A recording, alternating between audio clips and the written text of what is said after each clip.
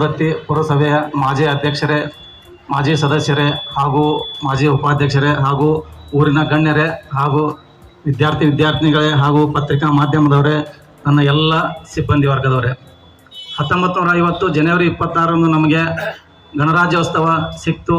ಇದು 1947 ಆಗಸ್ಟ್ 15ರಂದು ಸ್ವಾತಂತ್ರ್ಯ ಸಿಕ್ತು. ಸ್ವಾತಂತ್ರ್ಯ ಸಿಕ್ಕ ನಂತರ ಈ ಒಂದು ಗಣರಾಜ್ಯವನ್ನು ರಚನೆ ಮಾಡಬೇಕಂದ್ರೆ ಸುಮಾರು 2 ವರ್ಷ 11 ತಿಂಗಳ 18 ದಿವಸ ಕಾಲಾವಕಾಶ ಬೇಕಾಗಿತ್ತು.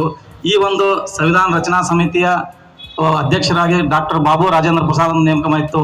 ಕರಡು ಸಮಿತಿ ಅಧ್ಯಕ್ಷರಾಗಿ ಡಾಕ್ಟರ್ ಬಾಬಾ ಸಾಹೇಬ್ ಅಂಬೇಡ್ಕರ್ನ್ನು ನೇಮಕ ಮಾಡಿ ಇವರ ಜೊತೆಯಲ್ಲಿ 7 ಜನ ಸದಸ್ಯರನ್ನು ನೇಮಕ ಮಾಡಿ ಈ ಒಂದು ಕರಡು ಸಂವಿಧಾನ ರಚನೆಗೆ ಒಂದು ಚಾಲನೆ ನೀಡಲಾಯಿತು. ಈ ಒಂದು ಕರಡು ಸಂವಿಧಾನ ರಚನೆಯನ್ನು ಮಾನವತಾವಾದಿ ಡಾಕ್ಟರ್ BR ಅಂಬೇಡ್ಕರ್ ಅವರು ಸುಮಾರು ಹಲವು ದೇಶಗಳನ್ನು ಸುತ್ತಿ ಈ ಒಂದು ನಮ್ಮ ಸಂವಿಧಾನವನ್ನು, ಲಿಖಿತ ಸಂವಿಧಾನವನ್ನು ನಮ್ಮ ದೇಶಕ್ಕೆ ಕೊಡುಗೆಯಾಗಿ ನೀಡಿದರು.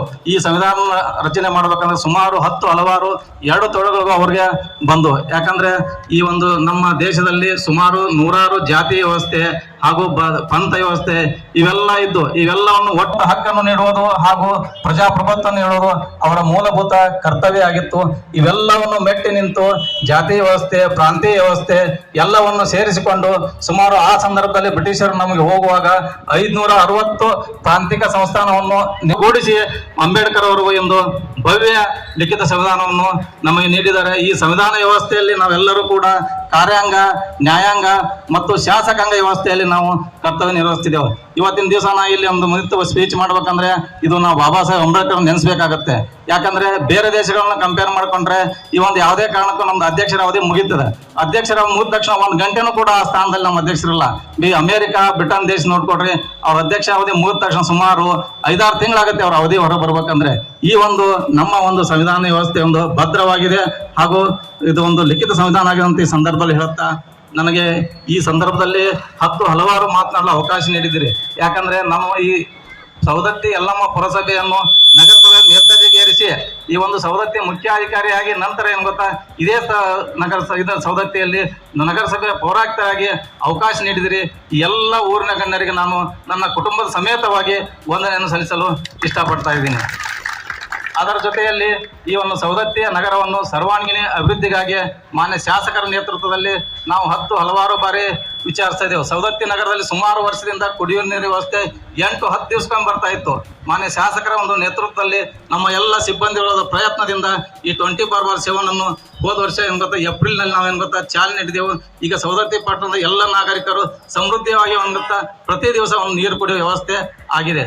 ಅದರ ಜೊತೆಯಲ್ಲಿ ಮಾನ್ಯ ಶಾಸಕರ ನೇತೃತ್ವದಲ್ಲಿ ಸವದತ್ತಿ ಯಲ್ಲಮ್ಮ ಈ ಲಂಡನ್ ಹಳ್ಳ ನೀರನ್ನು ನೇರವಾಗಿ ನದಿಗೆ ಸೇರ್ತಾ ಇತ್ತು. ಈ ನದಿಗೆ ಸೇರುವ ವ್ಯವಸ್ಥೆಯನ್ನು ಸುಮಾರು ದಿವಸದಿಂದ ಇದು ಹಲವಾರು ಜನರ ಆಕ್ಷೇಪಣೆ ಇತ್ತು. ಇದರ ಜೊತೆಯಲ್ಲಿ ಮಾನ್ಯ ಶಾಸಕರು 12 ಕೋಟಿ ಅನುದಾನದಲ್ಲಿ ಈ ಹೊಸ ಬಸ್ ಸ್ಟ್ಯಾಂಡ್ ಹಿಂಭಾಗ ಏನಂದ್ರೆ STP ಪ್ಲಾಂಟ್ ನಿರ್ಮಾಣ ಮಾಡಿ ಈಗ ಆಗಲೇ ಚಾಲನೆ ಇದೆ. 3 ತಿಂಗಳಿಂದ ನಮ್ಮ ಲಂಡನ್ ಹಳ್ಳ ನೀರು, ರೊಚ್ಚ ನೀರು ಎಲ್ಲ ಹೋಗಿ ಏನಾಗುತ್ತೆ, ಶುದ್ಧೀಕರಣವಾಗಿ ಏನಾಗಿದೆ ಮತ್ತೆ ನದಿಗೆ ಹೋಗ್ತಾ ಇದೆ.